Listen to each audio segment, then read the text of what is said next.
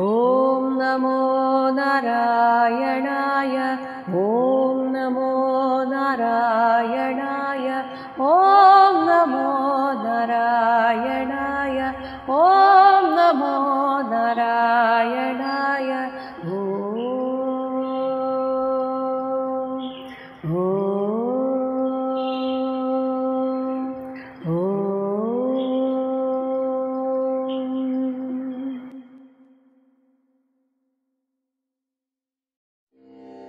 ഈ ഗൃഹസ്ഥ വൃത്തിയിൽ ജീവിക്കുന്ന സമയത്ത് കാട്ടുതീയിൽ പെട്ടെന്നതുപോലെ വെന്തുരുകാറുണ്ട് എന്നത് എന്താണെന്ന് കേൾക്കുമ്പോൾ തന്നെ നമുക്ക് മനസ്സിലാകും.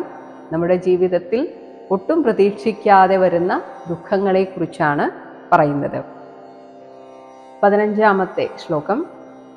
ക്വചിത് ആസാദ്യ ഗൃഹം ദാവവത് പ്രിയാർത്ഥ വിധുരം അസുഖോദർക്കം ശോകാഗ്നിനാ ദഹ്യമാനോ ഭൃശം നിർവേദം ഉപഗച്ഛതി. ക്വചിത് ചിലപ്പോഴൊക്കെ, ദാവവത്ത് കാട്ടുതീ പോലെ നമ്മെ ചുട്ടെരിയിക്കുന്ന, പ്രിയാർത്ഥ വിധുരം പ്രിയം നൽകുന്നതിൽ നിന്ന് വ്യത്യസ്തമായിട്ടുള്ള അനുഭവങ്ങൾ വരിക, അസുഖോദർക്കം മേൽക്കുമേൽ മനസ്സിനെ വിഷമിപ്പിക്കുന്ന ജീവിത സാഹചര്യങ്ങളിൽ പെട്ടുപോവുക, ഇങ്ങനെയൊക്കെയുള്ള ഈ ഗൃഹസ്ഥവൃത്തി, ഗൃഹമാസാദ്യ ശോകാഗ്നിന, ശോകാഗ്നിയാൽ ദഹ്യമാനഃ എരിയപ്പെട്ടുകൊണ്ട്, ഭൃശം നിർവേദം ഏറ്റവും മനക്ലേശത്തെ ഉപഗച്ഛതി പ്രാപിക്കുന്നു. എല്ലാവരും ഈ ലോകത്ത് സുഖം മാത്രമാണ് ആഗ്രഹിക്കുന്നത്. ഇങ്ങനെ ആഗ്രഹിക്കാൻ കാരണം ആർക്കും ദ്രോഹം ചെയ്തിട്ടില്ല, അതുകൊണ്ട് എനിക്കൊരു ബുദ്ധിമുട്ടും ഉണ്ടാവില്ല എന്നാണ് എല്ലാവരും വിശ്വസിക്കുന്നത്. എന്നാൽ നമ്മൾ ഈ ജന്മത്തിൽ അനുഭവിക്കുന്നത് ഈ ജന്മത്തിൽ ചെയ്ത കർമ്മങ്ങളല്ല എന്നറിയണമെങ്കിൽ ഇതൊക്കെ വായിച്ച് പഠിക്കണം. അപ്പോഴാണ് കഴിഞ്ഞ ജന്മത്തിൽ നമ്മൾ എന്തൊക്കെയാണ് ചെയ്തു കൂട്ടിയത് അതൊക്കെ ഈ ജന്മത്തിൽ അനുഭവിക്കേണ്ടി വരുമ്പോഴാണ് നമ്മൾ ഞെട്ടിപ്പോകുന്നത്. ഇങ്ങനെയൊക്കെ അനുഭവിക്കാൻ മാത്രം എന്ത് പാപമായിരിക്കാം ഞാൻ ചെയ്തിട്ടുണ്ടാവുക. അപ്പോൾ ഇതിൽ നമ്മൾ വെന്തുരുകുന്നതിനെയാണ് കാട്ടുതീയിൽ വെന്തുരുകുക എന്നതുമായി താരതമ്യം ചെയ്ത് പറഞ്ഞത്. യക്ഷന്മാരാൽ കൃതമാകുന്ന, അപഹരിക്കപ്പെടുന്ന പ്രാണനോട് കൂടിയവരായി തീരുന്നു എന്നൊക്കെ പറഞ്ഞത് എന്താണ്? 16-ാമത്തെ ശ്ലോകം. ക്വചിത് കാലവിഷമിത രാജകുലരക്ഷസ അപഹൃത പ്രിയതമ ധന അസുഹു പ്രമൃതകഃ ഇവ വിഗത ജീവലക്ഷണഃ ആസ്തേ. ക്വചിത് ചിലപ്പോൾ, കാലവിഷമിതം കാലം പ്രതികൂലമായിരിക്കുമ്പോൾ, രാജകുലരക്ഷസ രാജകുലമാകുന്ന രക്ഷസിനാൽ, ഇത് അന്നത്തെ കാലത്താകുമ്പോൾ എന്തെങ്കിലും ചില കാരണങ്ങൾ പറഞ്ഞ് നമ്മൾ സമ്പാദിച്ചു വെച്ചതൊക്കെ രാജാക്കന്മാർ അവരുടേതാണെന്ന് പറഞ്ഞ് എടുത്തുകൊണ്ടു പോകാറുണ്ട്. ഇന്നിപ്പോൾ നാട്ടിൽ തന്നെ നമുക്ക് കാണാം, റോഡ് വീതി കൂട്ടുന്നു എന്ന് പറഞ്ഞിട്ട് അതുവരെ ജീവിച്ചിരുന്ന സ്ഥലത്ത് നിന്ന് പെട്ടെന്നൊരു ദിവസം മാറേണ്ടി വരുന്നു. അതിൻ്റെ ബുദ്ധിമുട്ട് വേറെ. ഇനി അതിന് പകരമായി നഷ്ടപരിഹാരമായിട്ട് ഗവൺമെൻറ് കൊടുക്കാം എന്നൊക്കെ പറയുന്ന ധനം, അത് കിട്ടാൻ വേണ്ടി പിന്നെ അതിൻ്റെ പുറകെ നടക്കണം, അത് വേറൊരു സങ്കടം. ഇങ്ങനെയൊക്കെ അധികാരികൾ ഒന്ന് തീരുമാനിച്ചാൽ പിന്നെ മനുഷ്യർ, സാധാരണക്കാർ നിസ്സഹായരായി പോകും. ഇതിനെയാണ് നമ്മുടെ പ്രാണനെ പോലും ഇല്ലാതാക്കുന്ന വിധത്തിലുള്ള യക്ഷ ആക്രമണങ്ങൾ ഉണ്ടാകും എന്ന് പറയുന്നത്. ഇങ്ങനെ വരുമ്പോൾ പ്രമൃതകഃ ഇവ, ചത്ത് ജീവിച്ചിരിക്കുന്നവരെ പോലെ, വിഗത ജീവലക്ഷണഃ പിന്നെ ഒരു സന്തോഷവുമില്ല, ആകെ ഒരു നിരാശയാണ്. അങ്ങനെ ജീവിച്ചിരിക്കുന്നു എന്നതിൻ്റെ ലക്ഷണം ഒരാൾ സന്തോഷമായിരിക്കുന്നതാണ്. അങ്ങനെ ഒരു ലക്ഷണവും ഇല്ലാത്തവനായി ആസ്തേ സ്ഥിതി ചെയ്യേണ്ടി വരുന്നു. ഇതൊക്കെ അനുഭവിക്കുമ്പോഴും ചില സമയത്ത് ഗന്ധർവ നഗരം പ്രാപിച്ചെന്നതുപോലെ ഒരു സുഖം അനുഭവിക്കാറുണ്ട് എന്നതിനെ കുറിച്ചാണ് പറയുന്നത്. 17-ാമത്തെ ശ്ലോകം. കഥാചിത് മനോരഥ ഉപഗത പിതൃപിതാമഹാദി അസത്സദിതി സ്വപ്ന നിർവൃത്തി ലക്ഷണം അനുഭവതി. കഥാചിത് ചില നേരത്ത് മനോരഥത്തിലൂടെ നമ്മൾ ഒരു സുഖജീവിതം സ്വപ്നം കാണാറുണ്ട്. അതിന് കാരണം നമ്മുടെ പിതാക്കന്മാർ, നമ്മുടെ പൈതൃകമായിട്ട് കിട്ടിയ സ്വത്തും അതിൻ്റെ ആ തറവാടിത്തവും ഒക്കെ ആലോചിച്ചുകൊണ്ട് നമ്മളിങ്ങനെ ഏതോ ഒരു ലോകത്തെന്ന പോലെ ജീവിക്കാറുണ്ട്. അതാണ് പിതൃപിതാമഹാദി പൂർവ പരമ്പരയാകുന്ന അതിലങ്ങനെ അഭിമാനിച്ച്, എന്നാൽ എപ്പോഴോ അവർ നന്നായി ജീവിച്ചു എന്ന് കരുതി നമ്മൾ ഇക്കാലത്ത് നന്നായി ജീവിക്കണം എന്നില്ല. അപ്പോൾ അതുകൊണ്ട് തന്നെ അത് അസത് ആണ്. ഇല്ലാത്തതിനെയാണ് നമ്മൾ സത്ത് ഇതേ, ഉള്ളതെന്ന തോന്നൽ പോലെ സ്വപ്ന നിർവൃതി ലക്ഷണം, സ്വപ്നത്തിന് സമാനമായിട്ടുള്ളൊരു സുഖം, തൽക്കാലത്തേക്ക് മനോരഥം, നമ്മൾ പകൽക്കിനാവ് കണ്ട് രസിക്കുന്നത് പോലെ ഒരു സുഖം മാത്രമാണ് അത്. എന്നോ നമ്മുടെ പൂർവ്വ പരമ്പരയിൽപ്പെട്ടവർ നന്നായി ജീവിച്ചിരുന്നു, അതും പറഞ്ഞ് മേനി നടിക്കുന്നവരൊക്കെയുണ്ട്. എൻ്റെ തറവാട് ഏതാണെന്നറിയാമോ, എൻ്റെ അച്ചാച്ചൻ ആരാണെന്നറിയാമോ, അച്ചമ്മ ആരാണെന്നറിയാമോ, ഇങ്ങനെയൊക്കെ പറഞ്ഞ് മേനി നടിക്കുന്നവരുണ്ട്. ഇതൊക്കെ താൽക്കാലികമാണ്. നമ്മൾ എവിടെ എങ്ങനെ ജീവിക്കുന്നു എന്നതാണ് പ്രധാനം. ഇനി പർവ്വതാരോഹണത്തിന് തുനിഞ്ഞ് കാലിൽ മുള്ളും കല്ലും തറച്ച് നടക്കാൻ ശക്തിയില്ലാത്തവരെ പോലെ ആകാറുണ്ട് എന്നത് എന്താണ്? 18ാമത്തെ ശ്ലോകം. ക്വചിത് ഗൃഹാശ്രമ കർമ്മ ചോദന അതിഭര ഗിരിം ആരുരുക്ഷമാണോ ലോകവ്യസന കർഷിതമനാഹ കണ്ടക ശർക്കരാക്ഷേത്രം പ്രവിശന്നിവ സീതതി. ക്വചിത് ചില നേരത്ത് ഗൃഹാശ്രമ കർമ്മ ചോദന അതിഭര ഗിരിം, നമ്മൾ ഗൃഹസ്ഥാശ്രമത്തിലേക്ക് വേണ്ടി ചില വലിയ കർമ്മങ്ങൾ, അതായത് സമാധാനത്തിൽ ജീവിച്ചു പോകാനുള്ള ഒരു ജോലിയുണ്ട്, എന്നിട്ടും കുറച്ചുകൂടെ നല്ല ഒരു പ്രൊഫഷനിലേക്ക് എത്തിച്ചേരണം എന്നാഗ്രഹിച്ചുകൊണ്ട് സ്വയമേവ വ്യാപാര രംഗത്തേക്ക് ഇറങ്ങിച്ചെല്ലുന്നവരുണ്ട്. അതുപോലെ ജോലി ഉപേക്ഷിച്ച് സിനിമ പോലെയുള്ള മേഖലകളിലേക്ക് പോകുന്നവരുണ്ട്. ഇതൊക്കെ ശരിക്കു പറഞ്ഞ ഒരു എടുത്തുചാട്ടം പോലെ, കിട്ടിയാ കിട്ടി എന്നേ പറയാൻ പറ്റുള്ളൂ. അത്തരത്തിൽ നമ്മൾ എടുക്കുന്ന ആ സാഹസികതയെക്കുറിച്ചാണ് ഇവിടെ പറയുന്നത്.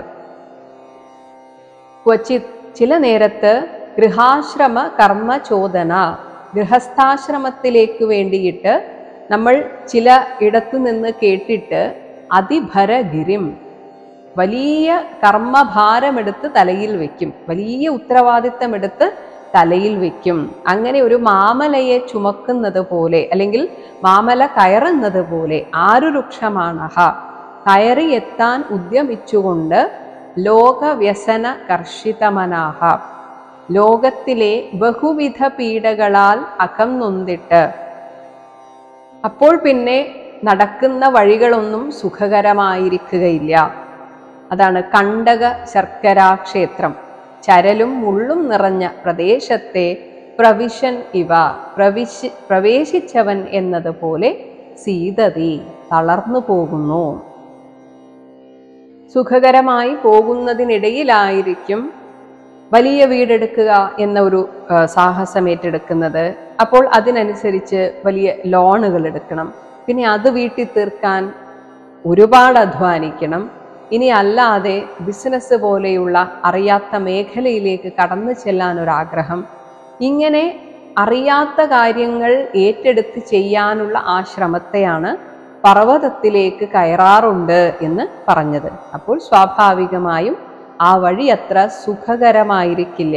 വളരെ അപൂർവം പേരെങ്കിലും അത് ആ വഴി താണ്ടിച്ചെന്ന് സുഖകരമായ എന്ന് തോന്നുന്ന രീതിയിൽ എത്താറുമുണ്ട്, ഇല്ല എന്നല്ല. എങ്കിലും ആ വഴി അത്ര എളുപ്പമൊന്നും അല്ല. ചിലപ്പോൾ വിശപ്പ് കൊണ്ട് വലയുമ്പോൾ ബന്ധുമിത്രാദികളോട് പോലും വഴക്കുണ്ടാക്കുന്നു എന്നതിനെ കുറിച്ച് പറയുകയാണ് 19ാമത്തെ ശ്ലോകം. ക്വചിത് ച ദുസ്സഹേന കായാഭ്യന്തരവന്ധിന ഗൃഹീതസാരഃ സ്വകുടുംബായ ക്രുധ്യതി. അതായത് നമ്മൾ വിചാരിച്ച രീതിയിൽ കാര്യങ്ങൾ സാധിക്കാതെ വരുമ്പോൾ അതിൻ്റെ ആ നിരാശ മുഴുവൻ നമ്മൾ ആ അമർഷം തീർക്കാൻ വേണ്ടിയിട്ട് വീട്ടുകാരുടെ മേൽ കുതിര കയറാറുണ്ട്. അതിനെക്കുറിച്ചാണ് ഇവിടെ പറയുന്നത്. ക്വചിത് ച, ചിലപ്പോൾ, തുസ്സഹേന, സഹിച്ചുകൂടാത്ത, കായാഭ്യന്തര വന്ധിന, അതായത് ശരീരം ചുട്ടുനീറുന്നത് പോലെയാണ്. മനസ്സ് വിഷമിക്കുമ്പോൾ ശരീരവും ചുട്ടുനീറുന്നത് പോലെ തോന്നും. ഒരു പരിഹാരം കാണാതെ ഇങ്ങനെ വിഷമിക്കുന്ന സമയത്ത് അപ്പോൾ മക്കളോ ഭാര്യയോ അല്ലെങ്കിൽ അമ്മയോ ആരെങ്കിലും വളരെ നിസ്സാരമായൊരു കാര്യം ചോദിച്ചു ചെന്നാൽ അവരോട് കയർത്ത് സംസാരിക്കും. ഇതൊക്കെ ആ ഉള്ളിലെ തീയാണ് ഈ പുറത്തേക്ക് വരുന്നത്.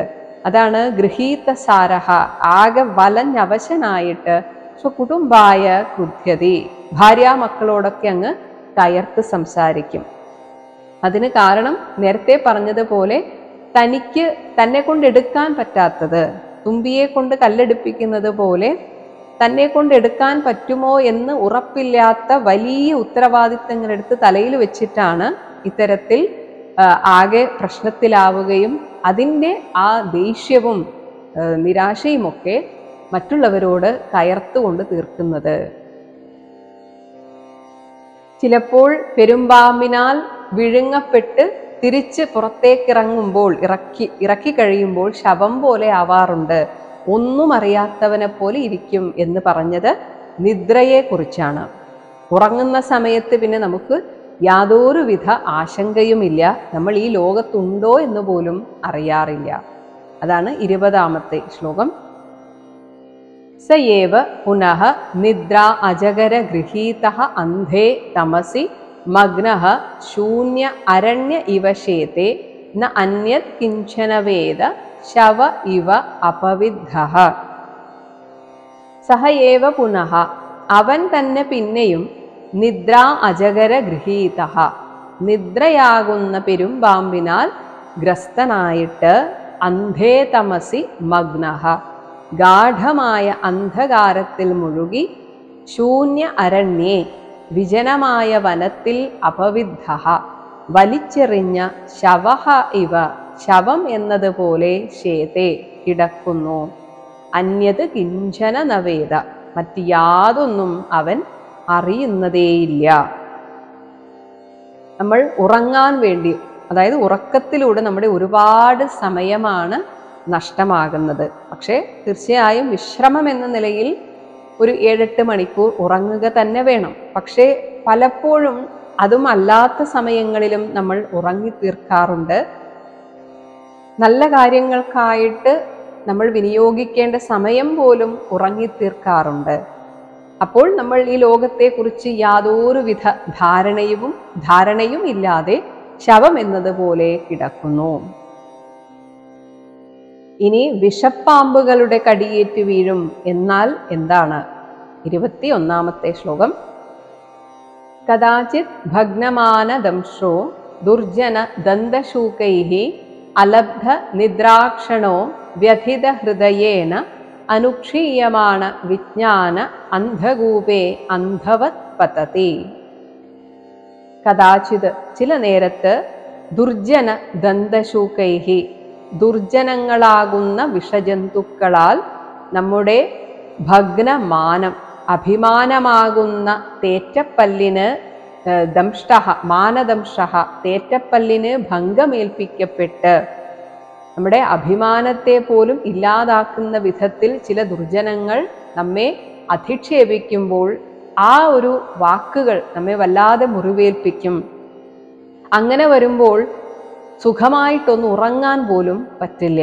അതാണ് അലബ്ധ നിദ്രാക്ഷണഃ, ഉറക്കത്തിനുള്ള അവസരം പോലും ലഭിച്ചിടാതെ, വ്യഥിത ഹൃദയേന, ദുഃഖമാർന്ന ഹൃദയത്താൽ, അനുക്ഷീയമാണ് വിജ്ഞാനഃ, അനുക്രമം കുറഞ്ഞുകൊണ്ടുവരുന്ന വിവേകത്തോടു കൂടിയവനായി ഭവിച്ച്. കാരണം ഇത് തന്നെ മനസ്സിലിട്ട് ദഹിച്ച് നമ്മൾ സ്വയം ദഹിക്കും.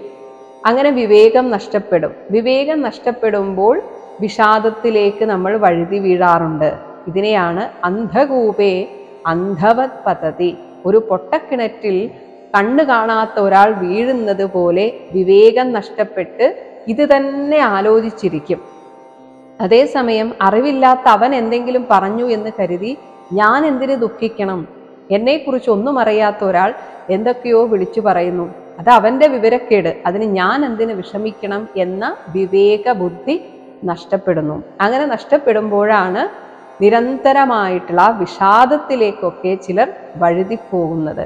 അതിനെയാണ് പൊട്ടക്കിണറ്റിൽ വീഴുന്നത് പോലെ എന്ന് പറഞ്ഞിരിക്കുന്നത്. അങ്ങനെ ആവാതിരിക്കാൻ നിരന്തരമായ ഈശ്വര സ്മരണ വേണം. തേൻ കുടിക്കാൻ ചെന്ന് ആ തേനീച്ചകളുടെ കടി കിട്ടുന്നതിനെ കുറിച്ചാണ് പറഞ്ഞത്. അപ്പോൾ അതെന്താണ്? 22ാമത്തെ ശ്ലോകം. കർഹിസ്മചിത് കാമമധുലവാൻ വിചിന്വൻ യഥാ പരദാര പരദ്രവ്യാണി അവരുന്ധാനഃ രാജ്ഞാ സ്വാമിഭിഃ വാ നിഹതഃ പതതി അപാരേ നിരയേ. കർഹിസ്മചിത് ചില നേരത്ത്, യഥാ എപ്പോഴാണോ, കാമമധുലവാൻ കാമമാകുന്ന കാമാസക്തിയാകുന്ന തേൻ നുകരണം എന്ന രീതിയിൽ അത് വിചിന്വൻ അന്വേഷിച്ചുകൊണ്ട്, എത്ര കിട്ടിയാലും മതിയാവാത്ത ആ മധുനുകരണം എന്നതുപോലെ നടക്കുന്ന ആളുകളെ പോലെ കൂടുതൽ സ്ത്രീകളിലേക്ക് ആ ആഗ്രഹവുമായി ചെല്ലുന്നവരെ കുറിച്ചാണ് ഇവിടെ പറയുന്നത്. അങ്ങനെ പരദാരം മറ്റുള്ളവരുടെ ഭാര്യമാരെയും അതുപോലെ പരദ്രവ്യാണി പരധനത്തെയും ആഗ്രഹിച്ചുകൊണ്ട് ഇനി ഒരു പക്ഷേ ഇവരുടെ വലയിൽ മറ്റ് സ്ത്രീകൾ വീണാൽ അവരുന്ധാനഃ അവരെ തൻ്റെ സ്വന്തമാക്കാൻ ഇവർക്ക് സാധിച്ചാൽ പോലും ചില സമയത്ത് അവരുടെ യഥാർത്ഥ ബന്ധുക്കൾ, അച്ഛന്മാരോ അല്ലെങ്കിൽ ഭർത്താക്കന്മാരാലോ അല്ലെങ്കിൽ ഇവരുടെ ഈ സദാചാര വിരുദ്ധമായ പ്രവർത്തനത്തിന് അധികാരസ്ഥാനത്ത് നിന്ന് തന്നെ ശിക്ഷ കിട്ടുന്നതാണ്. ഇതാണ് രാജ്ഞ. രാജാവിനാലോ അല്ലെങ്കിൽ അവരുടെ വേണ്ടപ്പെട്ട ബന്ധുക്കളാലോ വാ നിഹതഃ ഹനിക്കപ്പെട്ട് അവർ തന്നെ നന്നായി കൈകാര്യം ചെയ്യാറുണ്ട്. അങ്ങനെ ആകെ നാണക്കേടായി അപാരേ നിരയേ അപാരമായ നരകത്തിൽ പതതി ചെന്നു വീഴുന്നു. അപ്പോൾ തേൻ തേടി തേനീച്ച കുത്തേറ്റ് കുഴങ്ങുന്നു എന്ന് പറഞ്ഞതിൻ്റെ അർത്ഥം സുഖാസക്തി കൊണ്ട് കാമാസക്തി കൊണ്ട് പരധനത്തെയും പരസ്ത്രീകളെയും സ്വന്തമാക്കാൻ ശ്രമിക്കുകയും അങ്ങനെ അവ പിടിക്കപ്പെടുമ്പോൾ പരസ്ത്രീകളുടെ ഭർത്താക്കന്മാരിൽ നിന്നോ ഇനിയല്ല അധികാരസ്ഥാനത്തിരിക്കുന്നവരിൽ നിന്നോ, അത് പരധനത്തെ എടുത്തുകൊണ്ടു പോകുമ്പോൾ അധികാരസ്ഥാനത്തിരിക്കുന്നവർ ആ മോഷ്ടാവിനെ പിടികൂടാറുണ്ട്. ഇങ്ങനെ രാജാവിൽ നിന്നോ ഏൽക്കേണ്ടി വരുന്ന ദണ്ഡനത്തെക്കുറിച്ചാണ്. ഇങ്ങനെയൊക്കെ പറയുന്നതിനിടയിൽ വീണ്ടും സ്വാഭാവികമായ നമ്മുടെ ലൗകിക ജീവിതം എത്രമാത്രം ദുഷ്കരമാണ് എന്നുകൂടെ പറഞ്ഞു വെക്കുകയാണ്. അതാണ് 23ാമത്തെ ശ്ലോകം. അഥച തസ്മാത് ഉഭയഥാ അപി ഹി കർമ്മ അസ്മിൻ ആത്മനഃ സംസാര അവപനം ഉദാഹരന്തി. തസ്മാത് ഇപ്പോൾ ഈ പറഞ്ഞ കാര്യങ്ങളിൽ നിന്ന് തന്നെ മനസ്സിലാക്കാം ഈ ലോകത്ത് നല്ല രീതിയിൽ ജീവിച്ചു പോകാൻ എത്രമാത്രം ബുദ്ധിമുട്ടുണ്ട് എന്ന്. പല രീതിയിലുള്ള പ്രലോഭനങ്ങളെയും മറികടന്നു വേണം ഓരോ പ്രായത്തിലും നമ്മൾ ഈ ലോകത്ത് നിന്ന് അങ്ങനെ അങ്ങ് രക്ഷപ്പെട്ടു പോകാൻ. അതാണ് അസ്മിൻ ഈ പ്രവൃത്തി മാർഗത്തിൽ കർമ്മ നമ്മൾ ചെയ്യുന്ന ഈ കർമ്മങ്ങളെല്ലാം ഉഭയഥാ അപിഹി ഇഹത്തിലും പരത്തിലും ആത്മനഃ ആത്മാവിൻ്റെ സംസാര അവപനം സംസാര ക്ലേശങ്ങളുടെ വിളനിലമായിട്ട് അഥച ഉദാഹരന്തി ഈ പറയുന്നതിൽ നിന്ന് തന്നെ ഉദാഹരണമായിട്ട് നമുക്ക് എടുക്കാവുന്നതാണ്. ഇനി ഇതിൽ കൂടുതലൊന്നും പറയേണ്ടതില്ല. നമ്മുടെ ചുറ്റിലും കാണുന്ന ആളുകളുടെ ജീവിതം തന്നെ വലിയ ഉദാഹരണങ്ങളാണ്. ഇനി നേരത്തെ പറഞ്ഞ ഈ തേനീച്ചക്കൂട്ടിൽ നിന്ന് തേൻ വളരെ വിദഗ്ധമായി എടുത്തു എന്ന് തന്നെ വിചാരിക്കാം. അതിന് വേറെ ശിക്ഷയൊന്നും കിട്ടുന്നില്ല എങ്കിൽ പോലും ഇതിലും സാമർഥ്യമുള്ള ഒരാളെ കണ്ടാൽ സ്ത്രീകൾ അവരുടെ വഴിക്ക് പോകും. അല്ലെങ്കിൽ ഇതിലും സുന്ദരനായിട്ടുള്ള അല്ലെങ്കിൽ ഏതെങ്കിലും രീതിയിലുള്ള ഒരു ആകർഷണം തോന്നിയാൽ ഇങ്ങനെ പോകാൻ തയ്യാറായി നിൽക്കുന്ന സ്ത്രീകൾ അവരുടെ പുറകെ പോവും എന്നതിനെ കുറിച്ചാണ് 24-ാമത്തെ ശ്ലോകം. മുക്തഃ തതോ യദി ബന്ധാത് ദേവദത്ത ഉപാച്ഛിനത്തി തസ്മാത് അപി വിഷ്ണുമിത്ര ഇതി അനവസ്ഥിതിഃ. യദി ഒരു പക്ഷേ ബന്ധനത്തിൽ നിന്ന് ഇങ്ങനെ ആരെങ്കിലും പിടിച്ചു വെച്ചു, അതായത് ഈ ചെയ്ത തെറ്റ് കണ്ട് പിടിച്ചു വെച്ചു, പക്ഷെ എന്തോ കാരണത്താൽ ആ ബന്ധനത്തിൽ നിന്ന് മുക്തനായി എന്ന് തന്നെ വെക്കാം. എങ്കിൽ പോലും അങ്ങനെ നേടിയവനിൽ നിന്ന് തതഃ അവനിൽ നിന്ന് ആ സ്ത്രീയെയോ അല്ലെങ്കിൽ ആ ധനത്തെയോ മറ്റൊരാൾ അപഹരിച്ചേക്കാം, അവനേക്കാളും സാമർഥ്യമുള്ള മറ്റൊരാൾ. അത് ഒരു പേര്, വെറുതെ ഒരു പേര് പറയുകയാണ്. ഒരു പക്ഷേ ദേവദത്തനെന്നോ ദേവദത്തഃ മറ്റോ പേരുള്ള വേറെ ഒരുത്തൻ ഉപാച്ഛിനത്തി ഈ എടുത്തവനിൽ നിന്ന് അവൻ അപഹരിക്കുന്നു. ഇനി അവന്റെ അടുത്ത് നിൽക്കുമോ? ഇല്ല. തസ്മാതപി ഇനി അവന്റെ കയ്യിൽ നിന്ന് അവനേക്കാളും സാമർഥ്യമുള്ള ഒരു പേര് വീണ്ടും പറയുന്നു, വിഷ്ണുമിത്രഃ വിഷ്ണുമിത്രൻ എന്നോ മറ്റോ പേരുള്ള മറ്റൊരുത്തനും. ഇങ്ങനെ മറ്റുള്ളവരിൽ നിന്ന് തട്ടിപ്പറിക്കുന്നതൊന്നും തന്നെ നമുക്ക് സ്ഥിരമായി അനുഭവിക്കാൻ സാധിക്കുകയില്ല. അതിങ്ങനെ കൈമാറി പോകും. ഇതി അനവസ്ഥിതഃ ഒരു വ്യവസ്ഥയുമില്ലാതെ കൈമാറ്റം ചെയ്യപ്പെട്ടുകൊണ്ടേ ഇരിക്കും. അതൊന്നും നമ്മുടെ കയ്യിൽ സ്ഥിരമായിട്ടിരിക്കുന്നതല്ല എന്ന് എപ്പോഴും ഓർക്കണം. ന്യായമല്ലാതെ സമ്പാദിക്കുന്ന ധനമാകട്ടെ, അതുപോലെ ന്യായമല്ലാത്ത രീതിയിൽ നമ്മൾ വശീകരിച്ചെടുക്കുന്ന പുരുഷനാകട്ടെ സ്ത്രീയാവട്ടെ ഒരിക്കലും സ്ഥിരമായി നമ്മുടെ കൂടെ നിൽക്കുന്നതല്ല. ഇനി അനവസരത്തിൽ പെയ്യുന്ന മഴ അല്ലെങ്കിൽ അധികമായ ചൂട്, ഇതൊക്കെ നമ്മുടെ ഈ ലോകത്ത് അനുഭവിക്കേണ്ടി വരുന്ന പല രീതിയിലുള്ള താപങ്ങളെക്കുറിച്ച്, ആധ്യാത്മികം, ആധിഭൗതികം, ആധിദൈവികം തുടങ്ങിയ ദുഃഖങ്ങളെക്കുറിച്ചാണ് പറയുന്നത്. ക്വചിത് ശീതവാദാദി അനേക അധിദൈവിക ഭൗതികാത്മീയാനാം ദശാനാം പ്രതിനിവാരണേ അകൽപഃ ദുരന്തചിന്തയാ വിഷണ്ണ ആസ്തേ. ക്വചിത് മറ്റ് ചിലപ്പോൾ ഒട്ടും പ്രതീക്ഷിക്കാതെ മഴ വരുന്നത് പോലെ, തണുത്ത കാലാവസ്ഥ വരുന്നത് പോലെ, കൊടുങ്കാറ്റ് വരുന്നത് പോലെയൊക്കെയാണ് നമ്മുടെ ജീവിതത്തിൽ പ്രശ്നങ്ങൾ ഉണ്ടാകുന്നത്. ഇങ്ങനെ ശീതവാദാദി കുളിരും കാറ്റും മറ്റുമായിട്ടുള്ള അനേകം ആധിദൈവിക ഭൗതികാത്മീയാനാം, ആധിദൈവികം, ആധിഭൗതികം, ആധ്യാത്മികം തുടങ്ങിയ മനസ്സിനെയും ശരീരത്തെയും ഒരുപോലെ തളർത്തുന്ന പലവിധത്തിലുള്ള ദുഃഖങ്ങൾ നമുക്ക് വരാറുണ്ട്. ഇങ്ങനെയുള്ള ദശാനാം അവസ്ഥാവിശേഷങ്ങളുടെ പ്രതിനിവാരണേ, ഇതിനൊരു പ്രതിനിവാരണം, എങ്ങനെ ഇതിനെ മറികടക്കാം എന്നതിനെക്കുറിച്ച് ആർക്കും ഒരു പിടിപാടുണ്ടാവുകയില്ല. ആകെ കുഴഞ്ഞു പോകും. കാരണം എല്ലാവരും സുഖമായിട്ടിരിക്കാനാണ് ആഗ്രഹിക്കുന്നത്. അതിനിടയിൽ വരുന്ന ചെറിയ ദോഷങ്ങൾ പോലും അല്ലെങ്കിൽ ചെറിയ ദുഃഖങ്ങൾ പോലും സഹിക്കാൻ മനുഷ്യർക്ക് സാധിക്കുന്നില്ല. അതവൻ പ്രതീക്ഷിക്കുന്നില്ല. അതാണ് പ്രശ്നം. എൻ്റെ ജീവിതം എപ്പോഴും ഇങ്ങനെ ആയിരിക്കും എന്ന് നമ്മളൊരു മൂഢസ്വർഗത്തിൽ എന്നതുപോലെ കഴിഞ്ഞു പോവുകയാണ്. അതിന് കാരണം നമ്മുടെ പൂർവജന്മത്തെക്കുറിച്ചുള്ള നമ്മുടെ അജ്ഞതയാണ്. നമ്മൾ എന്തൊക്കെയാണ് ചെയ്തു വെച്ചത് എന്ന് ആർക്കും അറിയില്ല. എന്നിട്ടും നമ്മൾ പ്രതീക്ഷിക്കും, ഞാൻ ഈ ജന്മത്തിൽ എന്നതുപോലെ എല്ലാ ജന്മത്തിലും നല്ലവനായിരുന്നു അല്ലെങ്കിൽ നല്ലവളായിരുന്നു, അതുകൊണ്ട് എനിക്കൊരു പ്രശ്നവും വരില്ല എന്ന മൂഢവിശ്വാസമാണ് പലപ്പോഴും നമ്മുടെ മനസ്സ് ഇത്തരം ദുഃഖങ്ങൾ വരുമ്പോൾ അതിനെ സഹിക്കാൻ പറ്റാത്ത വിധത്തിൽ കുഴങ്ങിപ്പോകുന്നത്. അങ്ങനെ ഇതിനൊരു പ്രതിവിധി കാണാൻ സാധിക്കാതെ അകൽപഃ, അതിൽ ഒരു സാമർഥ്യമില്ലാതെ എങ്ങനെ ഇതിനെ മറികടക്കണം എന്ന് അറിയാതെ ദുരന്ത ചിന്തയാ, ഇതിനെപ്പോഴാണ് ഒരു അവസാനം എന്നറിയാതെ വിഷണ്ണഃ ആസ്തേ, വിഷാദിച്ചുകൊണ്ടിരിക്കുന്നു. ആ സമയത്ത് ആര് എന്ത് പറഞ്ഞാലും എല്ലാം ചെയ്യും. നിങ്ങൾ ഇത് ചെയ്യൂ, ഈ മന്ത്രം ജപിക്കൂ, നിങ്ങളുടെ പ്രശ്നങ്ങൾ തീരും എന്ന് പറഞ്ഞാൽ ഉടനെ ആ മന്ത്രം ജപിക്കും.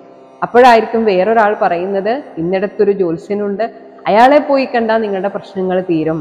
എന്നാൽ എല്ലാവരും മനസ്സിലാക്കേണ്ട ഒരു കാര്യം ഇതാണ്, കഷ്ടകാലം വന്നാൽ അത് സഹിച്ച് ജീവിക്കുകയല്ലാതെ അതിന് വേറെ ഒരു നിവൃത്തിയും ഇല്ല.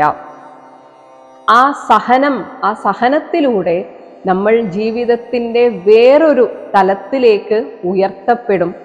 അതുകൊണ്ട് തന്നെയാണ് ഇങ്ങനെയുള്ള അനുഭവങ്ങളും നമുക്ക് തരുന്നത്. അല്ലാതെ എപ്പോഴും സുഖമായിട്ടിരുന്നാൽ നമ്മുടെ മനസ്സൊക്കെ ദുർബലമായിരിക്കും, ഒന്നിനും കൊള്ളാത്തതായി തീരും. ഇടയ്ക്ക് ചില അടികൾ വേണം. അങ്ങനെ വരുമ്പോഴാണ് ഒന്ന് ഈശ്വരനെ ആശ്രയിക്കേണ്ടതിൻ്റെ ആവശ്യകത മനസ്സിലാവുകയുള്ളൂ. മറ്റൊന്ന്, എനിക്കിങ്ങനെയൊക്കെ ഒരു ശക്തി ഉണ്ടായിരുന്നോ, ഇതിനെയൊക്കെ മറികടക്കാനുള്ള ശക്തി എൻ്റെ ഉള്ളിൽ ഉണ്ടായിരുന്നോ എന്ന തിരിച്ചറിവ് ഉണ്ടാകണമെങ്കിൽ നമുക്ക് പ്രശ്നങ്ങൾ ഉണ്ടാവണം. ഈ സമയത്ത് നമ്മൾ എന്ത് ചെയ്താലും പെട്ടെന്നൊന്നും ഒരു ഫലവും നിങ്ങൾക്ക് കിട്ടുകയില്ല. ആ കഷ്ടകാലം തീരുന്നതുവരെ ഏതെങ്കിലുമൊക്കെ രീതിയിൽ അത് നമ്മെ ബുദ്ധിമുട്ടിച്ചുകൊണ്ടേയിരിക്കും. പുരാണത്തിൽ ജരാനരകൾ ബാധിക്കപ്പെട്ട ദേവന്മാരെ അസുരന്മാർ വളരെ എളുപ്പം തോൽപ്പിച്ചിരുന്നു.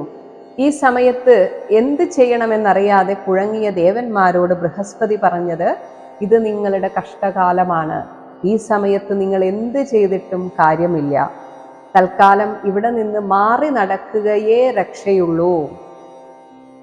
വേണമെങ്കിൽ ബൃഹസ്പതിക്ക് പറയാമായിരുന്നു, ഞാനൊരു യജ്ഞം ചെയ്യാം, നിങ്ങളുടെ ഈ ജയത്തിനു വേണ്ടി ഞാനൊരു ഉറുക്ക് മന്ത്രിച്ചു തരാം. ഒന്നും പറഞ്ഞില്ല. കഷ്ടകാലം വന്നാൽ അനുഭവിച്ചുകൊള്ളുക. ആ സമയത്ത് നിങ്ങൾ ഇനി എന്ത് ചെയ്താലും അതിനുവേണ്ടി പൈസ വെറുതെ കളയാം എന്നല്ലാതെ ഒരു കാര്യവും ശരിയാവുകയില്ല. പക്ഷെ ഇങ്ങനെയൊക്കെ ചെയ്യുന്നത് കൊണ്ട്, ഞാൻ ഇങ്ങനെയൊക്കെ ചെയ്തിട്ടുണ്ട്, ശരിയായേക്കാം എന്നൊരു ആത്മവിശ്വാസം കിട്ടും എന്നല്ലാതെ ഉടനെ തന്നെ ഒരു റിസൾട്ടും ഉണ്ടാവുകയില്ല. ഇത് വെറുതെ പറയുന്നതല്ല, അനുഭവത്തിൽ നിന്ന് തന്നെയാണ് ഇത് പറയുന്നത്. ഓരോ കഷ്ടകാല സമയത്തും നമ്മൾ ഇതിലേ കടന്നു പോകേണ്ടതുണ്ട്. ആ കഷ്ടകാലത്തിനിടയിലും നമുക്ക് ചില നേട്ടങ്ങൾ എന്ന് പറയുന്നത് ഭൗതികമായ നേട്ടങ്ങളല്ല. അതുവരെ പല രീതിയിലും ദുർബലമായിരുന്ന നമ്മുടെ മനസ്സ് അത്യധികമായി ശക്തി പ്രാപിക്കുന്നതായിട്ട് അനുഭവപ്പെടുക ഈ കഷ്ടകാലത്തിലായിരിക്കും. ആ കഷ്ടകാലം വരുമ്പോൾ, അല്ലെങ്കിൽ ആ കഷ്ടകാലം വന്നതിന് ശേഷം ഈ ലോകത്ത് നമ്മൾ ജീവിക്കുന്നത് മുൻപെങ്ങും ജീവിച്ചിട്ടില്ലാത്ത വിധത്തിലുള്ള അത്രയും തൻ്റെടത്തോടെ, അല്ലെങ്കിൽ ഒരു പ്രത്യേകതരം ഊർജത്തോടു കൂടിയായിരിക്കും. കാരണം ആ കഷ്ടകാലത്തിലൂടെ അവർ നേടിയെടുത്ത ഒരുപാട് അറിവുകളുണ്ട്, ചില തിരിച്ചറിവുകളുണ്ട്. ആരെയൊക്കെ ആശ്രയിക്കാം, ആരെയൊക്കെ ആശ്രയിക്കാൻ കൊള്ളില്ല എന്നൊക്കെ മനസ്സിലാവണമെങ്കിൽ കഷ്ടകാലം വരണം. പാണ്ഡവന്മാർ വനവാസ കാലത്താണ് ഏറ്റവും കൂടുതൽ അസ്ത്രങ്ങൾ, ദിവ്യമായ അസ്ത്രങ്ങൾ നേടിയത്.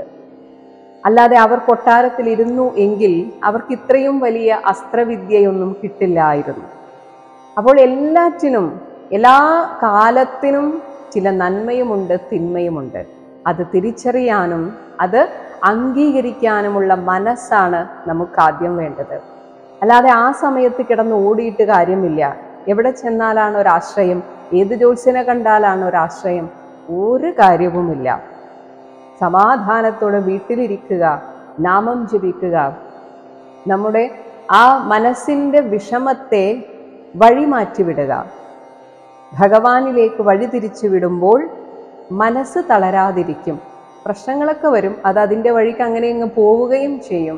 പക്ഷേ മനസ്സ് തളരാതെ പിടിച്ചു നിൽക്കാൻ നമുക്ക് സാധിച്ചാൽ ആ കഷ്ടകാലം നീങ്ങി ഒരു നല്ല കാലം വരിക തന്നെ ചെയ്യും.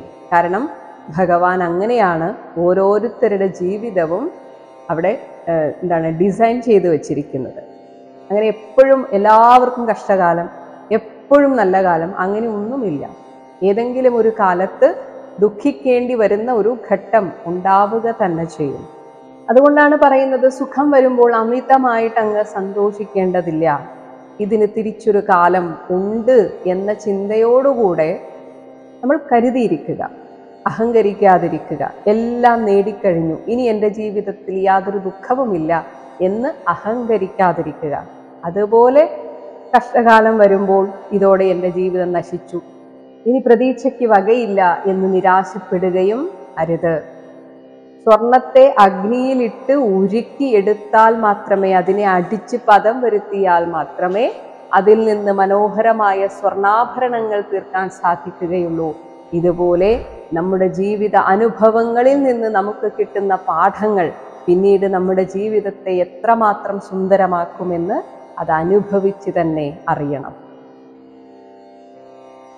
ഹരേ രാമ ഹരേ രാമ ഹരേ രാമ രാമ ഹരേ കൃഷ്ണ ഹരേ കൃഷ്ണ ഹരേ കൃഷ്ണ കൃഷ്ണ ഹരേ രാമ ഹരേ രാമ ഹരേ രാമ രാമ ഹരേ കൃഷ്ണ ഹരേ കൃഷ്ണ ഹരേ കൃഷ്ണ കൃഷ്ണ ഹരേ രാമ രാമ ഹരേ കൃഷ്ണ കൃഷ്ണ ഹരേ രാമ രാമ ഹരേ കൃഷ്ണ കൃഷ്ണ.